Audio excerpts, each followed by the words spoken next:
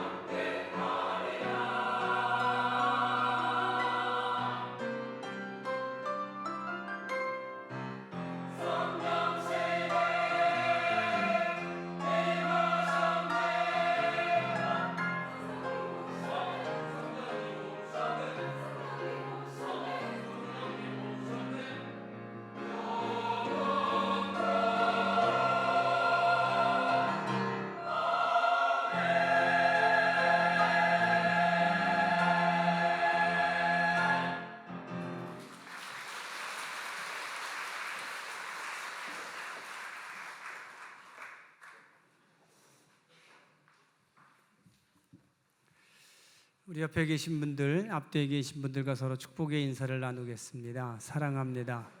축복합니다. 하나님의 은혜가 여러분의 삶에 가득하실 줄 믿습니다. 가정의 달이어서 가정에 관한 말씀을 함께 나누고 있습니다. 지난주엔 예수님 같은 어머니라는 제목으로 말씀을 함께 나누었습니다. 하나님께서 여자들에게 아내가 되게 하시고 또 어머니가 되게 하셔서 가정을 이루게 하셨습니다. 그리고 가정에서 아내에게 혹은 어머니에게 맡기신 역할은 세상에 오신 예수님과 같은 역할이었습니다. 여러분, 여자에 대해서 혹은 아내에 대해서 어머니 역할에 대해서 사회적인 인식이 많이 달라지고 있고 그 역할도 많이 달라지고 있습니다. 하지만 아무리 많이 달라져도 아내와 어머니에게 맡기신 예수님 같은 그 역할만은 달라질 수가 없습니다. 분명히 아내 혹은 어머니는 하나님께서 각 가정으로 보내주신 은혜의 선물입니다. 가정에서 어머니를 통해 새로운 생명이 태어나고 태어난 모든 아이들은 어머니를 통해서 완전한 사랑을 경험하게 됩니다. 여러분, 아내나 어머니들이 가정에서 예수님의 역할을 잘 감당하는 것은 바로 가정을 만드신 하나님의 창조 질서에 순종하는 일입니다. 아내나 어머니들이 가정에서 예수님처럼 살아야 가정이 살고 세상도 살고 사람도 산다는 사실을 기억하시기 바랍니다. 그러면 오늘은 가정에서의 남자의 역할에 대해서 하나님은 어떻게 말씀하고 계시는지 말씀을 통해서 함께 살펴보겠습니다. 가정에서 아내나 어머니의 역할이 예수님 같다면 남편 또는 아버지의 역할은 하나님 같아야 합니다. 그러면 가정에서 하나님 같은 아버지 역할은 또 무엇인지 함께 말씀을 근거로 살펴보겠습니다. 첫째로 가정에서 하나님 같은 아버지라고 하는 것은 가족을 향한, 가정을 향한 사랑의 책임을 다하는 아버지를 뜻합니다. 여러분, 하나님께서 남편들에게 한결같이 요구하신 것은 아내를 사랑하라는 것이었습니다. 그리고 아담이 이브를 처음 만났을 때 가졌던 첫 감정도 사랑이었습니다. 창세기 2장 22절에서 23절의 말씀을 함께 읽으시기 바랍니다. 여호와 하나님이 아담에게서 취하신 그 갈빗대로 여자를 만드시고 그를 아담에게로 이끌어 오시니 아담이 이르되 이는 내 뼈 중에 뼈요 살 중에 살이라. 이것을 남자에게서 취하였은즉 여자라 부르리라 하니라. 아멘. 하나님께서 아내를 처음 만나는 아담에게 사랑의 감정을 주셨는데 그 감정의 크기가 자기 몸처럼 사랑하는 최고의 사랑이었습니다. 뿐만 아니라 아내를 만난 남편들에게 하나님께서 첫 번째로 명령하신 것은 남자가 부모를 떠나서 그의 아내와 합하라는 것이었습니다.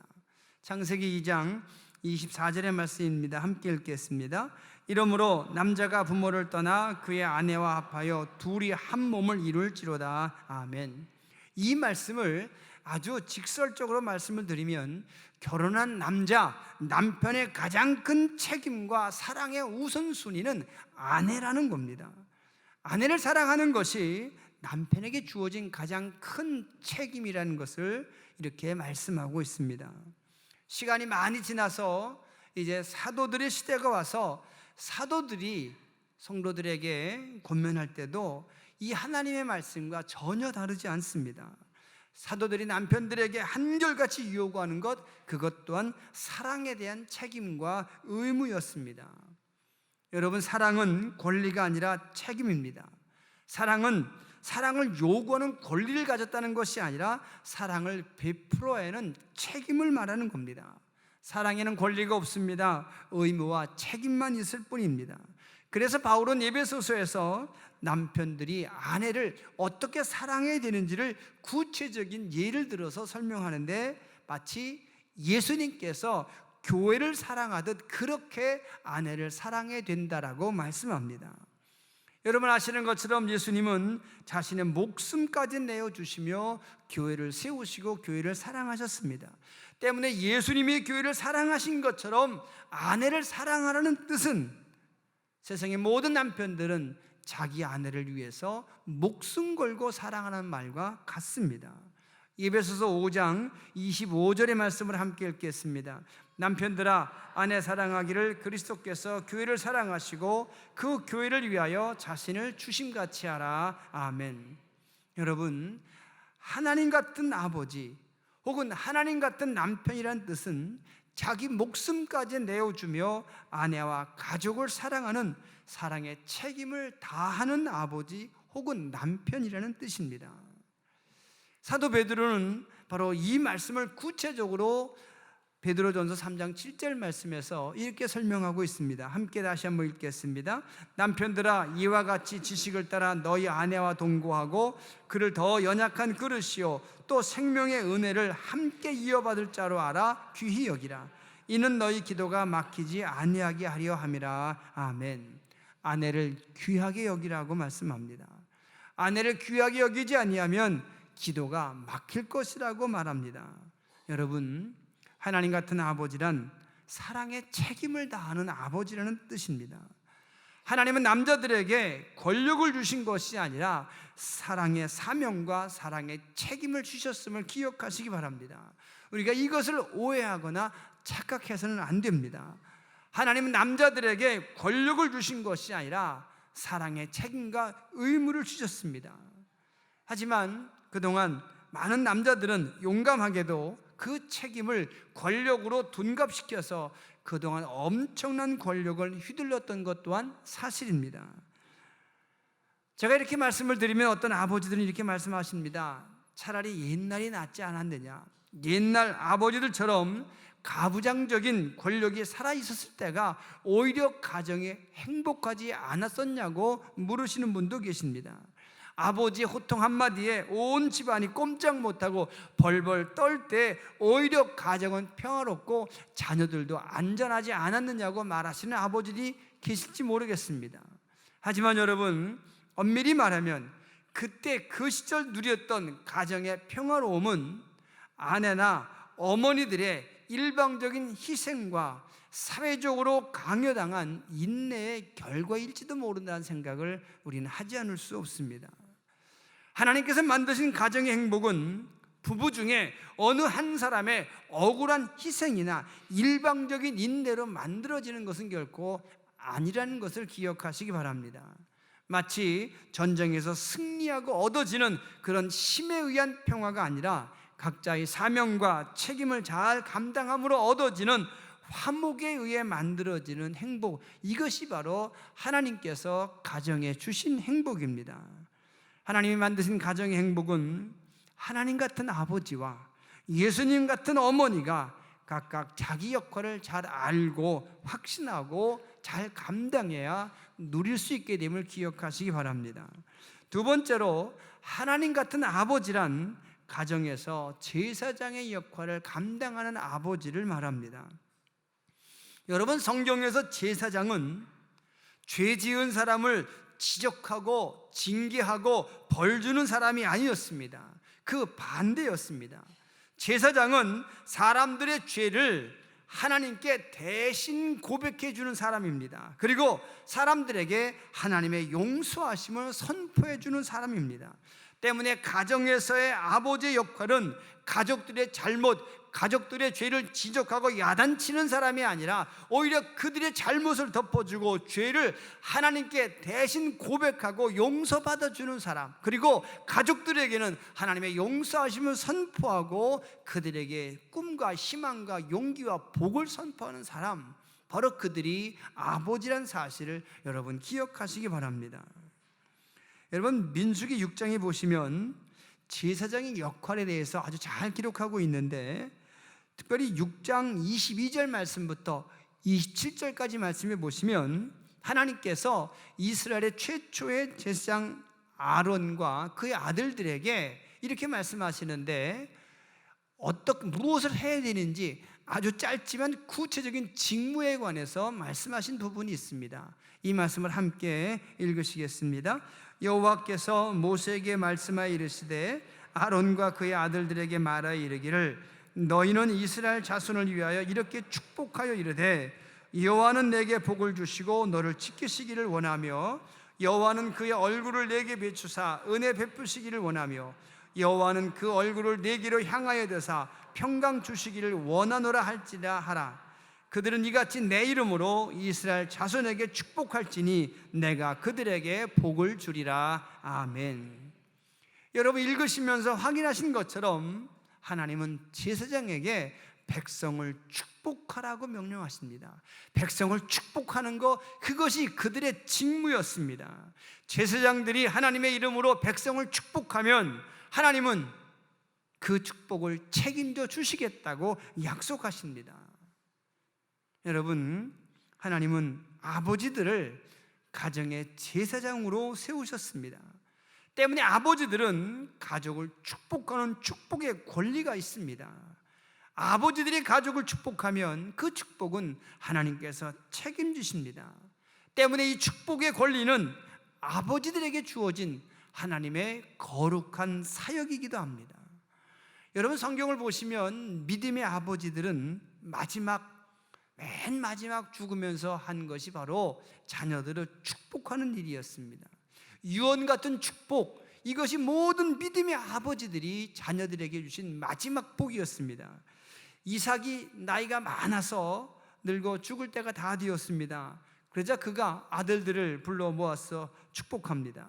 창세기 27장 26절에서 29절까지 말씀이 오늘 본문의 말씀인데, 이 말씀은 아버지 이삭이 죽기 직전에 아들 야곱을 불러서, 물론 이제 속아서 이삭인 줄 애선 줄 알고 축복했지만 야곱에게 축복한 축복의 내용입니다. 다시 한번 읽으시면서 아버지가 아들에게 어떻게 축복하고 있는지를 함께 확인해 보시기 바랍니다. 그의 아버지 이삭이 그에게 이르되 내 아들아 가까이 와서 내게 입맞추라. 그가 가까이 가서 그에게 입맞추니 아버지가 그의 옷에 향취를 맡고 그에게 축복하여 이르되 내 아들의 향취는 여호와께서 복 주신 밭의 향취로다. 하나님은 하늘의 이슬과 땅의 기름짐이며 풍성한 곡식과 포도주를 내게 주시기를 원하노라. 만민이 너를 섬기고 열국이 내게 굴복하리니 내가 형제들의 주가 되고 내 어머니 아들들이 내게 굴복하며 너를 저주하는 자는 저주를 받고 너를 축복하는 자는 복을 받기를 원하노라. 아멘. 이처럼 아버지 이삭은 아들 야곱에게 축복 기도합니다. 하나님께서 내 아들 축복하기를 내가 원합니다. 축복 기도입니다. 그리고 하나님은 이 아버지의 기도를 들으시고 야곱을 복 주십니다. 시간이 또 많이 지났습니다. 야곱도 늙었습니다. 야곱이 늙어서 죽을 날이 가까이 오자 그의 12아들을 다 불러앉히고는 한 사람 한 사람에게 안수하고 축복합니다. 창세기 49장 1절에서 27절까지 긴 말씀이 바로 아버지 야곱이 12아들들을 축복하는 축복의 내용입니다. 여러분, 이삭이나 야곱 같은 아버지들이 그 자녀들에게 현금을 준 것도 아니고 건물을 물려준 것도 아니고 토지 문수를 물려준 것도 결코 아닙니다. 더더군다나 야곱이 죽을 때에는 애굽의 총리 대신이 된 아들 요셉 덕분으로 살고 있었을 때입니다. 아들 덕분에 아버지가 살고 있는 겁니다. 아버지 힘으로 아무것도 할 수 없어서 아들 덕을 보고 있는데, 그런데 그럼에도 불구하고 아버지 야곱은 아들 요셉에게 손을 얹고 안수하며 축복기도 합니다. 그리고 하나님은 아버지 야곱의 입에서 선포된 그 복을 책임져 주십니다. 이제 가족들을 축복하는 제사장 아버지들이 되시기를 바랍니다.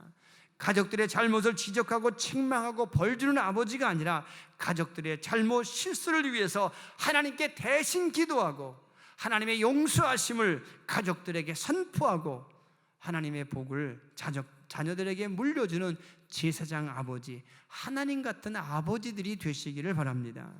마지막 세 번째로, 하나님 같은 아버지란 가정을 통치하는 통치자의 사명을 다해야 합니다. 여러분, 하나님은 세상을 다스리시는 분이십니다. 세상을 심판하시고 영원한 나라를 세워서 다스리는 분이 바로 우리 하나님이십니다. 시편 93편 1절과 2절의 말씀을 함께 읽겠습니다. 여호와께서 다스리시니 스스로 권위를 입으셨도다. 여호와께서 능력의 옷을 입으시며 띠를 띠셨으므로 세계도 견고히 서서 흔들리지 아니하는도다. 주의 보좌는 예로부터 견고히 섰으며 주는 영원부터 계셨나이다. 아멘. 하나님은 완전하며 흠이 없을 뿐 아니라 영원히 변치 않는 하나님의 말씀으로 세상을 다스리십니다. 때문에 하나님으로부터 가정의 통치를 위임받은 아버지들도 하나님의 말씀으로 기준을 삼고 예수님의 사랑으로 가정과 가족을 다스려야 합니다. 때문에 사도 바울은 에베소 교회 교인 중 아버지들에게 말하기를 너희 아버지들아 자녀들을 키울 때 오직 주의 교훈과 훈계로만 양육하라고 말합니다. 에베소 6장 4절의 말씀을 통해서 함께 확인해 보겠습니다. 또 아비들아 너희 자녀를 노엽게 하지 말고 오직 주의 교훈과 훈계로 양육하라. 아멘. 여러분, 아버지는 가정에서 법이어야 합니다. 가족들의 모든 생각과 행동의 기준이 되어야 합니다. 자녀들은 아버지에게서 질서가 무엇인지를 배우고 옳고 그름에 대해서 배워야 합니다. 때문에 아버지들이 먼저 하나님의 말씀 위에 굳게 서 있어야만 합니다. 하나님 같은 아버지들은 하나님의 말씀대로 사는 아버지를 뜻합니다. 그래서 자녀들이 그 아버지를 통해서 하나님의 말씀이 우리의 삶에서 구체적으로 어떻게 적용되고 있는지를 눈으로 보고 귀로 듣고 몸으로 경험해야 되는 겁니다. 그동안 우리나라의 아버지들은 오랜 세월 동안 조상 대대로 내려온 유교적 전통에 근거해서 가정의 법과 질서를 세웠습니다. 남자이기 때문에, 남편이기 때문에, 아버지이기 때문에 무조건 복종하라고 하는 것이 지금까지의 아버지들의 모습이었습니다. 하지만 여러분, 이미 아시는 것처럼 이젠 달라졌습니다. 남자이기 때문에, 남편이기 때문에, 아버지이기 때문에 그 말에 무조건 순종하고 복종하던 시대는, 그런 사람들은 이제 없습니다. 아들만 자식처럼 여겼던 시대는 아닙니다.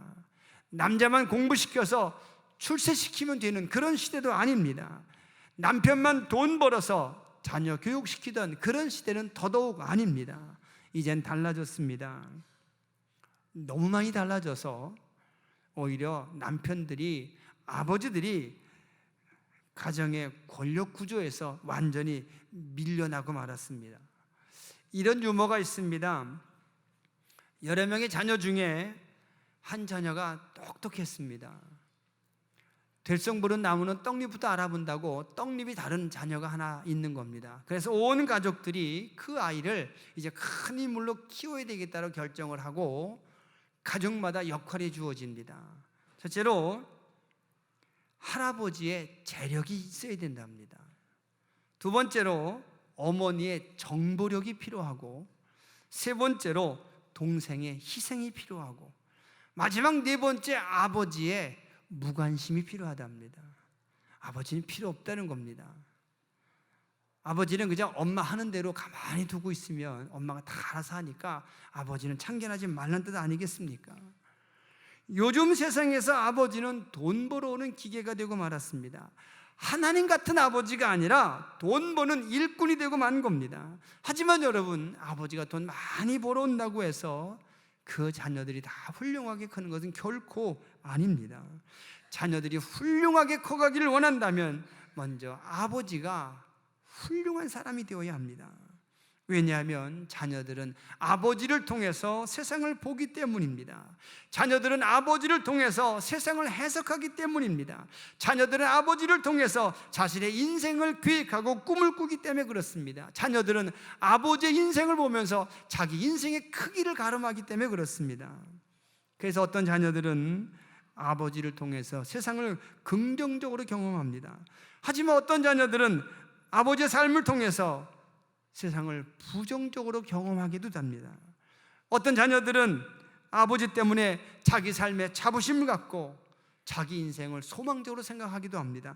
하지만 어떤 자녀들은 아버지 때문에 절망하며 자기 삶을 저주하기도 하고 포기하기도 합니다. 자녀들은 아버지를 보면서 어른이 되어가고 있는 겁니다. 여러분, 나 같은 아빠 혹은 나 같은 엄마가 되어가고 있는 여러분의 아들, 여러분의 딸들을 생각해 보시기 바랍니다. 혹시 여러분 가운데 나 같은 아빠만 되면, 나 같은 엄마만 되면 되지 라고 생각하는 아버지, 엄마가 계시다면 정말 좋으실 겁니다. 행복하실 겁니다. 하지만 대부분의 아버지, 엄마들은 내 아들, 내 딸만큼은 나보다 더 행복하고 나보다 더 훌륭한 아버지, 나보다 더 행복한 어머니가 되기를 원하는 것 아니겠습니까? 그 소망이 이루어지기를 진심으로 원하신다면 하나님의 말씀으로 가정을 다스리는 하나님 같은 아버지들이 되시길 바랍니다. 여러분의 가정과 가족이 행복해지기를 진심으로 원하신다면 예수님 같은 어머니들이 되시기를 바랍니다. 이제 작은 영상 하나를 함께 보시겠습니다. 이 영상은 1992년 스페인 바르셀로나에서 열렸던 올림픽 육상 400m 경기 중에 있었던 실제 일어난 사건이라고 합니다.